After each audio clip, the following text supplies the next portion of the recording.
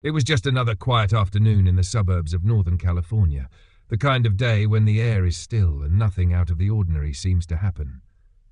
Emily, 16, sat by the backyard pool with her feet in the water, humming softly to herself.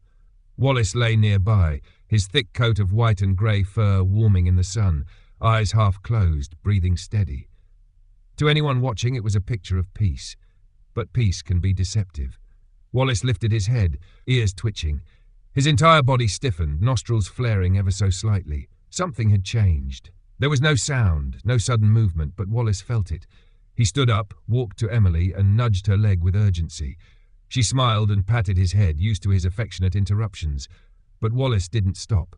He pushed harder, then barked, a short, sharp bark, not playful, not confused. It was the kind of bark that said, "Now." Emily blinked, confused, and tried to stand. Then, without warning, her body gave way. Wallace lunged. Not with panic, but purpose. His teeth gently caught the fabric of her hoodie as she collapsed forward, inches from the pool's edge. He pulled, strong and unrelenting, dragging her limp body away from the water with the kind of precision no one would expect from a dog who had never seen a training session in his life. By the time Linda came running from the kitchen, Emily was lying safely on the grass, her limbs twitching uncontrollably, eyes vacant. And Wallace, he was sitting calmly at her side, tail still, watching her face, waiting. That moment lasted less than 30 seconds, but it changed everything. The story of Wallace isn't about superpowers. It's about something stranger, instinct, connection, and timing. When Emily was later taken to the hospital, the doctors were puzzled. There had been no signs, no warning. Emily herself hadn't felt the familiar aura that usually preceded her seizures. It had come like a lightning strike. Silent, sudden, dangerous. But Wallace had known. How? This question would follow the family for months, and the more they tried to answer it, the deeper the mystery became. Wallace wasn't bred for service. He wasn't even supposed to be part of the family for long. He had been adopted from a rescue shelter just 2 years earlier. Emily had begged her parents for a dog, not because she needed one, but because she'd always dreamed of one. At the time, Wallace was a shaggy, slightly aloof Old English sheepdog with more fur than friendliness. But for reasons no one could explain, he and Emily had clicked instantly. She said his eyes felt safe. No one knew then how literal that would become. The incident by the pool was the first time Wallace had reacted with such urgency. But it wasn't the first time he'd shown signs. Linda remembered it clearly. 2 months earlier, Emily had been sitting in the living room when Wallace began pacing in circles. He kept glancing at her, whining softly. She seemed fine, laughing at something on her phone. Then 5 minutes later, she had a seizure. The family had dismissed it. Coincidence. Maybe he was just agitated by something outside. Dogs do weird things, right?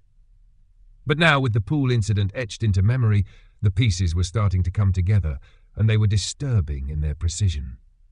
As the sun set that evening, and Emily rested inside, Wallace lay curled at the foot of her bed. His eyes never left her face. Some things can't be explained, but they can be felt. And what Wallace felt long before anyone else was that something was wrong, something unseen was coming, and he refused to let it win. Tomorrow, Linda would start asking questions. And she'd soon discover that Wallace's gift was far from rare, but entirely unexplainable. Emily was 6 years old the first time her world slipped out of focus. It happened in the middle of her kindergarten classroom during circle time. One moment, she was listening to her teacher read a story about a bear and his lost scarf. The next, she was on the floor, her body jerking uncontrollably, surrounded by the shocked gasps of children and the rising panic of adults. The diagnosis came quickly. Epilepsy. A word too long for a 6-year-old to understand, but short enough to change the shape of her childhood. From that day on, Emily lived in a world of waiting. Waiting for the next seizure, waiting for the next new medication, waiting to feel normal again. She learned to carry the weight of unpredictability. She wore a medical bracelet at all times. She had to stay within reach of an adult. Birthday parties became shorter, sleepovers non-existent. And the pool, her favourite place in the world, became something she could only visit under strict supervision. There was always a countdown ticking in the background, invisible, but felt. Linda, her mother, became an expert in control. She read everything there was to read, joined forums, consulted neurologists across the state, built routines around Emily's medications, controlled her diet, tracked her sleep down to the minute. But no matter how much she learned, or how vigilant she became, the seizures still came, and each one felt like a betrayal. For Emily, the hardest part wasn't the seizures themselves. It was the before and after. Before, the strange aura like static electricity crawling under her skin, the dizziness, the feeling of something approaching, though she couldn't name it. After, the exhaustion, the confusion, the way people looked at her like she was made of glass. Kids at school grew cautious. Some pulled away altogether. No one meant harm. But few things are more isolating than being the one child adults are afraid might fall down at any moment. Emily learned to laugh it off. She became quick with jokes. Learned to say, "It's just my brain throwing a party," when anyone asked. But inside she carried a quiet fear that one day the party would go on too long, that she wouldn't come back from it. By the time she turned 13, Emily had experienced over 100 seizures. Most were minor. Some were terrifying. There was the one in the grocery store where she collapsed next to the cereal aisle. Another during a school field trip which left her bruised and embarrassed in front of her classmates. And the worst, on a staircase where she could have broken her neck if her friend hadn't caught her. Each episode chipped away at her confidence. Each recovery, a slow rebuild. Her neurologist, Dr. Hayes, adjusted her medications again and again. Some made her nauseous. Others dulled her emotions. A few seemed to help, but none stopped the seizures completely. "There's no magic pill," he'd told her kindly, "but you're stronger than you think." She didn't feel strong. She felt tired. It was during this time of quiet resignation that Emily began asking for a dog. Not for protection, she insisted. Just for company. "I want someone who doesn't look at me like I'm going to break," she told her mom. Linda hesitated. A dog was a big responsibility. And what if Emily had a seizure while alone with it?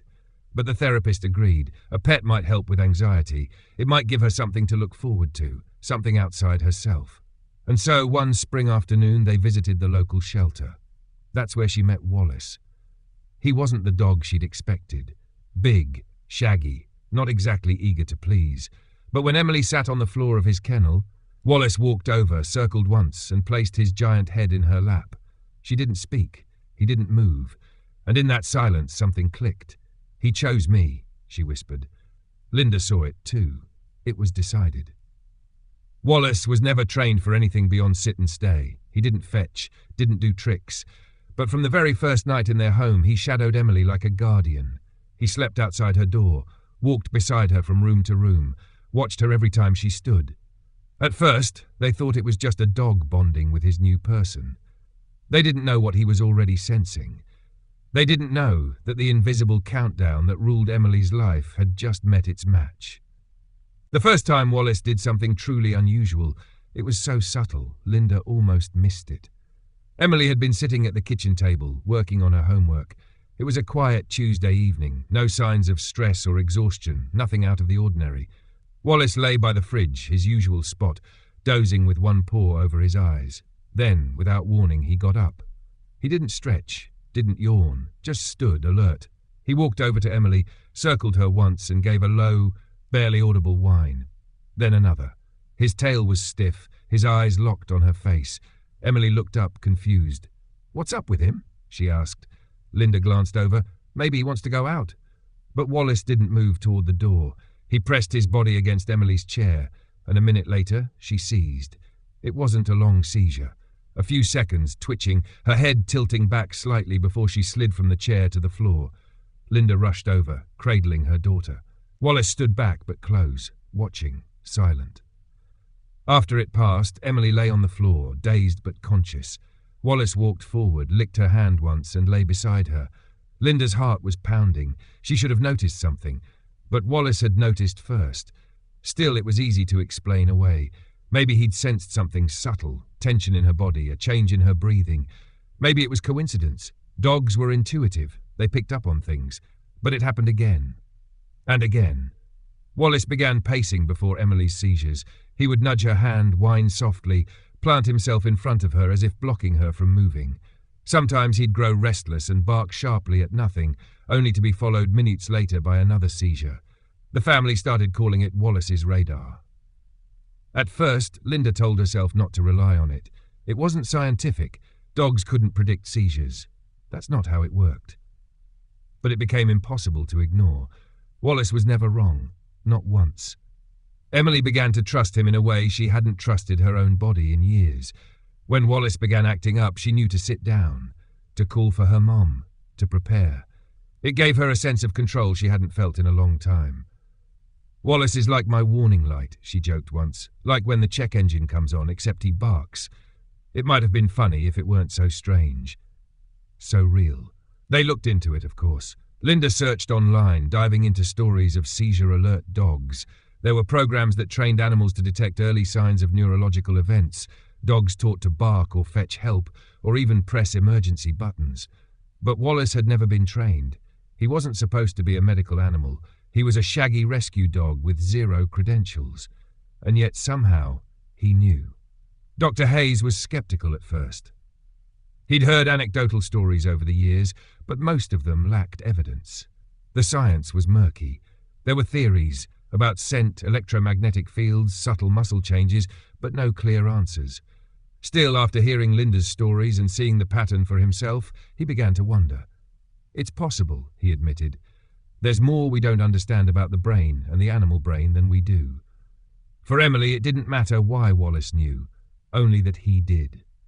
Their bond deepened in ways no one could quantify. Wallace became more than a companion. He was a signal, a protector, a mirror. He seemed to anticipate Emily's moods.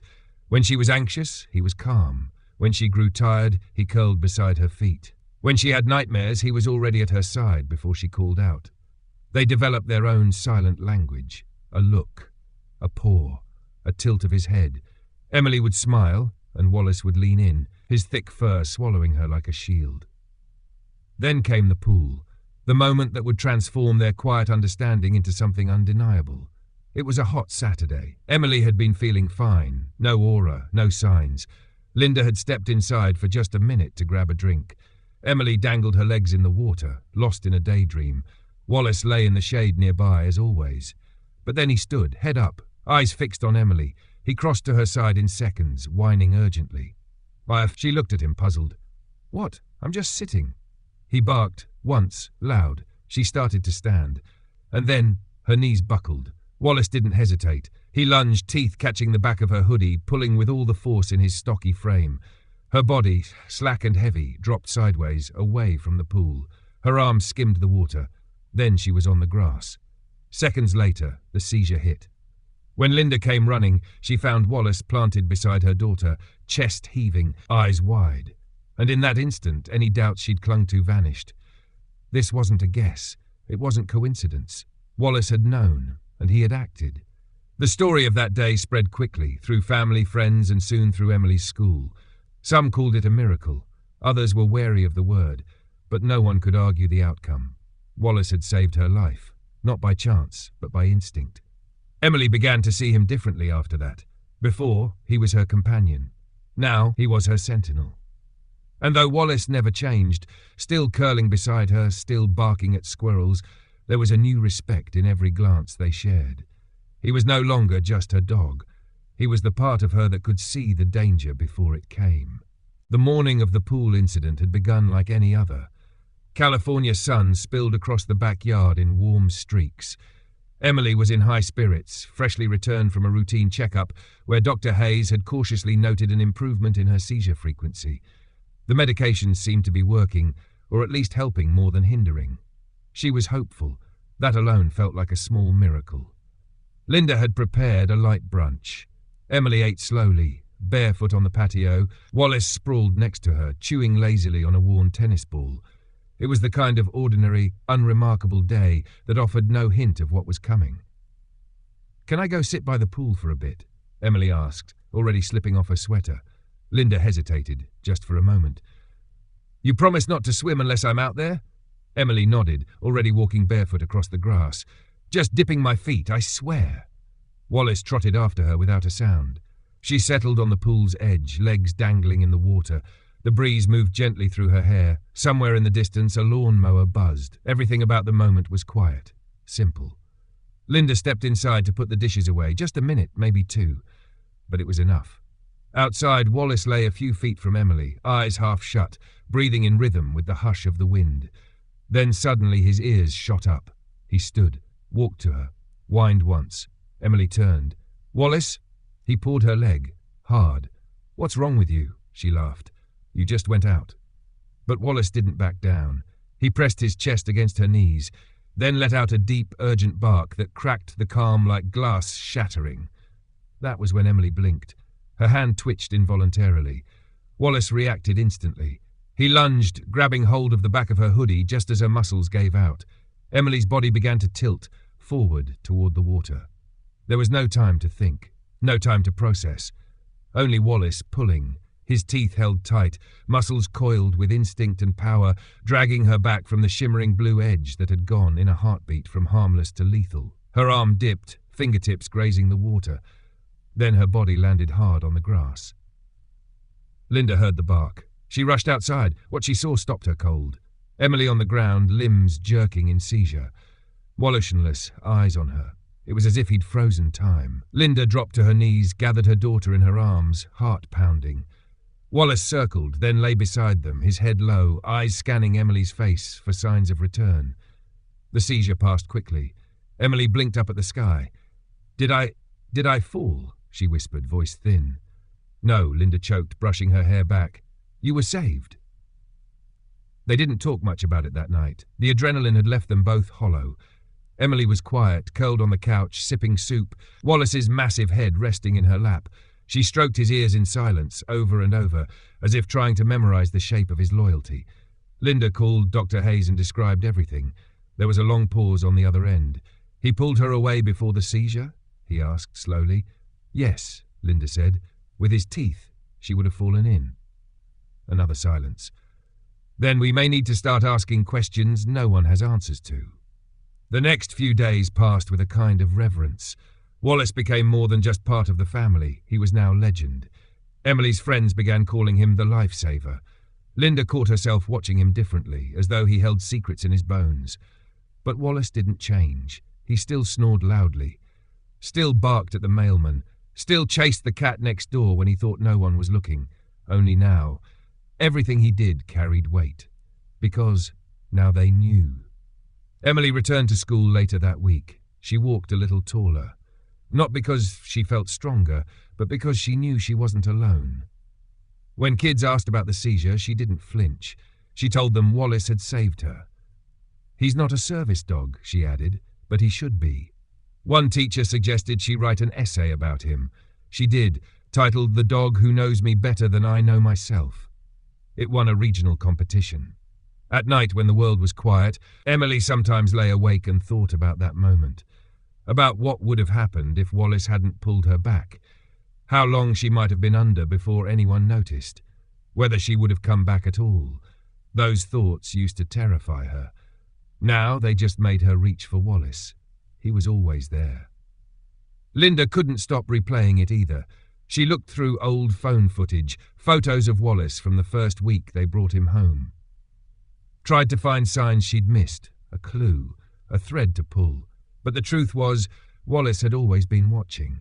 It was just that no one had noticed what he was really seeing.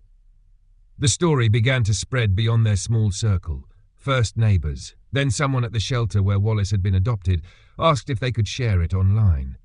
Within days, local news outlets called, then a producer from a national morning show. But Linda was cautious. This wasn't a spectacle. It was something sacred. Still, she agreed to one interview. The segment aired under the title, "Dog Senses Seizure Saves Teen from Drowning." People cried. People shared. Messages poured in from strangers thanking them, telling their own stories of pets who just knew. Some wrote about dogs who barked moments before heart attacks, or cats who sat beside children during fevers as though standing vigil. Maybe, Linda thought, Wallace wasn't an anomaly. Maybe he was a reminder that not all miracles come with explanation. Wallace never seemed to notice the fuss. He still did his usual patrols around the house, still greeted Emily like she was the best part of his day. But Emily changed. She became less afraid, not because her condition had vanished, not because the seizures stopped, but because she'd seen what it meant to be truly protected, not by medicine, not by machines, but by something older, wilder, unwritten. And yet, the most remarkable thing was this. That moment by the pool was only the beginning. Wallace's gift, whatever it was, would soon reveal itself in ways no one could have imagined, because one day he wouldn't just warn them of a seizure, he would do something more. Dr. Hayes sat quietly in his office, the soft hum of the ceiling fan barely noticeable above the weight of his thoughts. On the desk in front of him lay a small stack of notes, observations he'd scribbled down after each of Emily's recent visits. But this time, his medical documentation read more like something out of folklore than clinical science. Patient's dog, Wallace, exhibited pre-ictal behavior prior to seizure onset. No formal training. Behavior consistent with known seizure alert response. He tapped his pen against the page. There was no checkbox for intuition. Dr. Hayes had been in neurology for over 2 decades. He'd seen everything from textbook epilepsy to rare 1-in-a-million brain anomalies. He believed in data, in scans and blood work, in observable patterns. And yet, the story of Wallace had begun to chip away at his certainty, because Wallace was never wrong. Every single time the dog barked, paced, whined, or pressed himself against Emily in that odd, almost ceremonial way, something happened. The seizure came, sometimes minutes later, sometimes nearly instantly. It defied logic, but it wasn't guesswork. Wallace had become, for lack of a better term, Emily's living diagnostic tool. Curiosity led Dr. Hayes down a rabbit hole. Late at night, after finishing his rounds, he dove into case studies, veterinary journals, even behavioral research papers from universities studying animal cognition. There were stories. Many. In one case, a Labrador in Michigan began pawing at its owner's chest weeks before the woman was diagnosed with a tumor. In another, a German shepherd reportedly licked a child's face frantically every time a seizure was about to strike. And trained to detect one. And then there was the controversial field of scent detection. Some researchers believed dogs could detect the chemical changes in human sweat or breath that occurred before a seizure. Volatile organic compounds released as the brain prepared for neurological discharge. But no one had definitive answers. Not yet. Dr. Hayes requested permission to observe Wallace in a more controlled setting. Linda agreed, cautiously. She brought Emily and Wallace into the clinic one quiet afternoon, avoiding the usual crowds. The staff knew to be discreet. This wasn't a media stunt. Emily sat on the exam table, relaxed. Wallace lay at her feet, calm as ever. "We're not expecting anything today," Emily said, half smiling. "He's pretty chill right now." Dr. Hayes nodded. "I'm not trying to provoke anything. I just want to see him be." They talked casually, about school, about Wallace's favourite toys, about the local animal shelter where Emily had recently started volunteering. 40 minutes passed. Then Wallace stood up. No sound. No movement from Emily. Just Wallace, staring. Dr. Hayes leaned forward. "What's he doing now?" Emily blinked. "That's his thing." Wallace let out a low whine, padded over, pressed his chest against Emily's shin. She closed her eyes. "He's warning me." 2 minutes later, it began. It was mild, thankfully, a partial seizure. Emily's head tilted, her fingers twitching slightly, her eyes losing focus for only a moment before she exhaled and returned. Wallace didn't leave her side. Dr. Hayes watched it all unfold, the rhythm of it, natural, practiced, terrifyingly real. When it ended, he simply said, "We need to document this."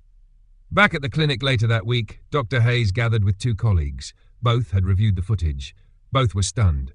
"This isn't conditioning," one said. "The dog's not reacting to cues, he's predicting." "But how?" the other asked. "There's no smell data, no EEG correlation, nothing we can measure." Dr. Hayes shook his head. "We're not ready to answer that. But we can't ignore it either." Meanwhile, Emily's life began to shift in quiet ways, because Wallace's gift wasn't just a novelty, it had consequences. For one, she no longer feared being alone. Before Wallace, she couldn't walk down the street without a phone in her hand, constantly checking in. She avoided elevators, stairwells, even long showers. Now, Wallace followed her everywhere. And if he stayed calm, she knew she was safe. The psychological effect was immeasurable. Linda noticed the change first. Emily laughed more, took more chances, signed up for a school play. She even asked to try swimming lessons again, with Wallace nearby, of course. But the most surprising shift came from Wallace himself. It began subtly. One night he barked, not at Emily, but at Linda. She had been folding laundry, distracted. Wallace planted himself in front of her, eyes locked. Then whined, then barked again, louder. She looked at him, startled. "What is it, buddy?" He circled her once, then sat, still staring. 2 days later she fainted in the shower. The doctors found a temporary arrhythmia, nothing permanent, but unusual enough to monitor. Wallace had known, and that's when the question became larger than Emily's seizures. Could Wallace sense more? Was he simply a seizure-alert dog without training? Or was he something else entirely, a kind of barometer for the human body, tuned not by science but by something deeper? Instinct? Empathy? A sixth sense? Theories began to swirl. One local reporter suggested Wallace was proof of a subconscious communication channel between species. Another called him a medical empath. Emily didn't care about labels. To her, Wallace was Wallace, her miracle. But the more attention he attracted, the more Linda felt a quiet tension building. There were offers, universities asking to study him, animal behaviorists wanting to run tests. One organization offered to train Wallace further, to shape his instincts into something formal. But Linda declined. Whatever Wallace is, she said, he already knows how to be. Dr. Hayes, however, kept watching and learning. Wallace had forced him to confront something uncomfortable, that medicine did not hold every answer. Some things lived in the space beyond data, in the instincts of an old dog with kind eyes and a fierce heart. And Hayes began to wonder if dogs like Wallace existed all around us unnoticed, doing the impossible in ordinary homes, saving lives, quietly, daily, without ever asking for thanks. There were no certificates hanging on the wall that proved Wallace was special. No badges, no medals, no service dog vest. He didn't need them. Everywhere he went, people simply knew. It was in the way he walked beside Emily, not just near her, but in sync with her. As if tethered by something invisible, something ancient. The way his head would tilt at the slightest pause in her step. The way his entire body would freeze, muscles coiled before anyone else could see a thing. He never barked without purpose, never moved without meaning. Wallace was beyond explanation now, beyond category. He had become something else entirely. By the time Emily turned 17, her world had transformed. She wasn't cured. Her epilepsy was still very real. The seizures hadn't vanished, but they had changed. They no longer ambushed her. They arrived now with a herald, a warning, a presence, a soft paw against her knee or a sudden bark that sent her sitting down, safe before the storm. Because Wallace was always there, and he always knew. The summer before senior year, Emily and her mother were invited to speak at a conference on pediatric epilepsy. They weren't doctors, they weren't scientists, they weren't there to give answers, just a story. Linda stood at the podium first, nervous but steady. She talked about fear, about the years of watching her daughter's body betray her without warning. The helplessness, the way they used to live waiting, always waiting for the next collapse. Then she spoke of Wallace, of his timing, his certainty, his unwavering loyalty. When Emily stepped up to speak, Wallace was beside her. She didn't need notes. She didn't need to look up. She just said, "I used to be afraid of my own brain. Now I know someone's always listening to it, when I can't." And the room went quiet. That fall, Emily began working part-time at an animal-assisted therapy center. She brought Wallace sometimes, not to demonstrate, but to sit, to be. Children gravitated toward him like gravity.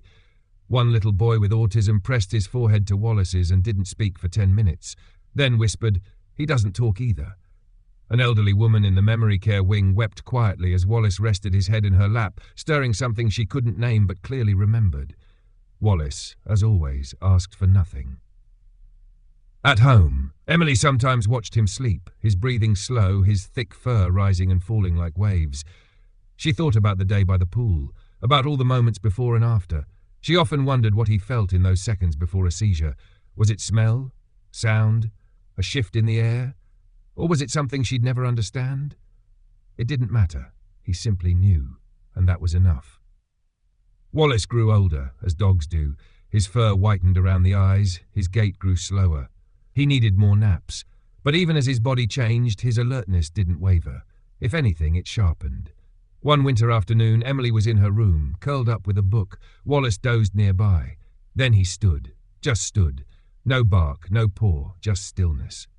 Emily looked up and knew. She slid her phone into her pocket, walked downstairs and told her mom, "It's coming." 30 seconds later it did. By now, the entire family had adopted Wallace's rhythm. They had learned to listen not just with ears, but with instinct. To observe the way Wallace shifted his weight, the angle of his head, the tone of his breath. He had taught them a new language, silent, intuitive, precise. A language that had saved Emily more times than they could count. Not long after Emily's high school graduation, Linda found herself standing alone with Wallace in the kitchen, sunlight slanting through the windows. She bent down, held his face in her hands and whispered, "You gave me more time with her." Wallace leaned into her touch, because he understood.